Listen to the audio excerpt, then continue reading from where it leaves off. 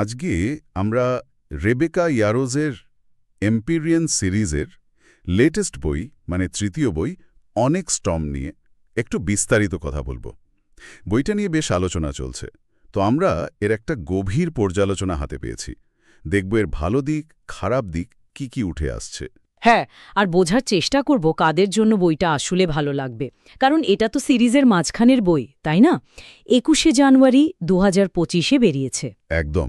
আর জনরাটা সেই রোমান্টাসি মানে রোমান্স আর ফ্যান্টাসির একটা মেশেল। তো প্রথমেই যদি ভালো দিকগুলো দেখি, পর্যালোচনায় ওয়ার্ল্ড বিল্ডিংয়ের বেশ প্রশংসা, তাই না? ওয়ার্ল্ড বিল্ডিংটা আসলেই বেশ বড় আকারে করা হয়েছে।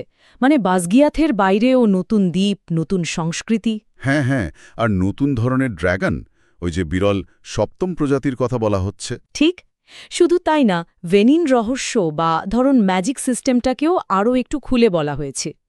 এটা শুধু জগৎটাকে বড় করছে না, কাহিনীর মূল রহস্যগুলোকেও গভীর করছে।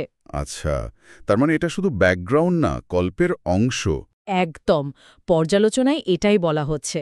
আর আরেকটা দারুণ দিক হল ভায়োলেটের স্কোয়াডের ভেতরের সম্পর্কগুলো। ও হ্যাঁ, রিডাক, সোয়ার, পুরনো চরিত্রদের সাথে ওর বন্ডিংটা। এই সম্পর্কগুলো নাকি বেশ আবেগঘন মুহূর্ত তৈরি করে। মানে এত বড় ক্যানভাসে দাঁড়িয়েও এই মানবিক দিকগুলো পাঠককে ধরে রাখে। অ্যাকশন, যুদ্ধ, জোট গঠন, বিশ্বাসঘাতকতা, এগুলোও তো আছে। জার্ডেনকে সারিয়ে তোলার মিশনটাও নাকি বেশ টানটান। হ্যাঁ, উত্তেজনা বা ড্রামার অভাব নেই। এই দিকগুলো বইটার একটা বড় শক্তি, মানে পর্যালোচনা অনুযায়ী। কিন্তু সবসময় তো সব ভালো হয় না, দুর্বলতার কথাও তো উঠেছে। যেমন ধরুন বইয়ের গতি নিয়ে। হ্যাঁ, বেশ কিছু পাঠক মনে করছেন বিশেষ করে মাঝের অংশটা একটু ধীর গতির। মানে রিপিটেটিভ লাগছে, লম্বা যাত্রা, অনেক ইনফরমেশন একসাথে, যাকে বলে ইনফোডাম্প। ঠিক, ইনফোডাম্প আর বেশ কিছু রাজনৈতিক আলোচনা নাকি গতি কমিয়ে দিয়েছে। এটা হতে পারে সিরিজের পরিধিটা অনেক বেড়ে গেছে তো। সেটাকে সামলাতে গিয়ে একটু ধীর হয়ে গেছে। হ্যাঁ, অথবা ডেডলাইনের চাপও থাকতে পারে। লেখকদের তো এই সমস্যাটা হয়ই। আরেকটা অভিযোগ হচ্ছে চরিত্র নিয়ে, মানে অনেক বেশি নতুন চরিত্র। রি, ইমোজেন, টালিয়া, এরকম বেশ কিছু নতুন চরিত্র আর সাবপ্লট নাকি গল্পটাকে একটু জটিল করে ফেলেছে। যারা আগের বইগুলো সম্প্রতি পড়েননি তাদের জন্য তো আরও কঠিন হবে, তাই না?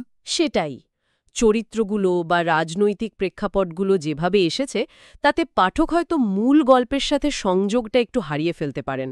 আর রোমান্সের দিকটা, রোমান্সাটি জনরার বই, রোমান্স তো থাকবেই, কিন্তু সেটা নিয়েও কথা হচ্ছে। হ্যাঁ, রোমান্টিক দৃশ্যগুলো বেশ তীব্র, বেশ খোলামেলা, কিন্তু কারো কারো কাছে একটু একঘেয়ে বা পুনরাবৃত্তিমূলক লেগেছে। মানে গল্প এগোচ্ছে না, শুধু একই রকম দৃশ্য বারবার। কিছুটা সেরকম। কেউ কেউ মনে করছেন এটা মূল কাহিনী থেকে মনোযোগ সরিয়ে দিচ্ছে। লেখার মান নিয়েও তো সমালোচনা আছে। দুর্বল সংলাপ, রাজনৈতিক অংশগুলো নাকি একটু তাড়াহুড়ো করে লেখা, সম্পাদনার অভাব।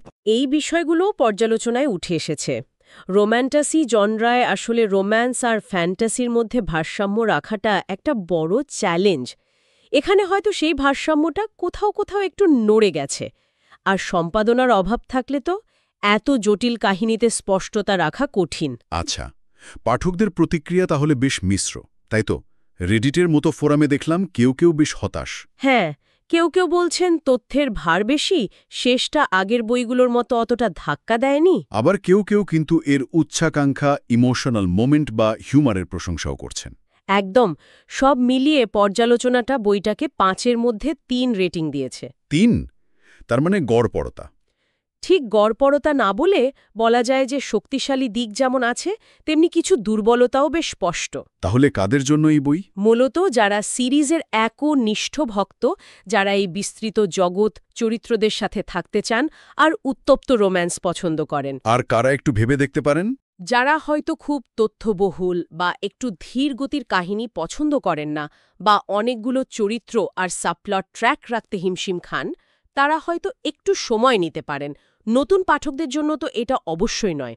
বেশ, তাহলে সারসংক্ষেপে এটাই দাঁড়ালো যে অনেক স্টর্ম একটা উচ্চাভিলাষী বই। ড্র্যাগন, রাজনীতি, রোম্যান্স, আবেগ, অনেক কিছু দেওয়ার চেষ্টা করেছে। কিন্তু সেই চেষ্টায় গতি, পরিধি সামলানো আর লেখার মানের জায়গায় কিছু হোঁচট খেয়েছে। তবে মনে রাখতে হবে, এটা ৫ বইয়ের সিরিজের মাত্র তৃতীয় বই। ঠিক, অনেক গল্প এখনও বাকি, রাজনৈতিক দিকগুলো, চরিত্রদের ভবিষ্যৎ, জার্ডেনের নিরাময়, এসবের ফয়সালা তো পরের বইগুলোতেই হবে। পাঠক নিশ্চয়ই আশা করবেন যে পরের বইগুলোতে ফোকাসটা আরও শার্প হবে, গতি বাড়বে। হ্যাঁ, সে আশা তো থাকছেই। আর এখানেই হয়তো একটা বড় প্রশ্ন চলে আসে। কিরকম? মানে, একটা সিরিজ যখন এত বড় আর জটিল হয়ে যায়, তখন মূল গল্পের টান, চরিত্রের গভীরতা, এগুলো বজায় রেখে ফ্যান্টাসি আর রোম্যান্সের মধ্যে নিখুঁত ভারসাম্য রাখাটা কতটা সম্ভব? কঠিন প্রশ্ন। নাকি এগুলোই এই বিশাল সিরিজের যাত্রাপথের অংশ হয়ে থাকবে? এটা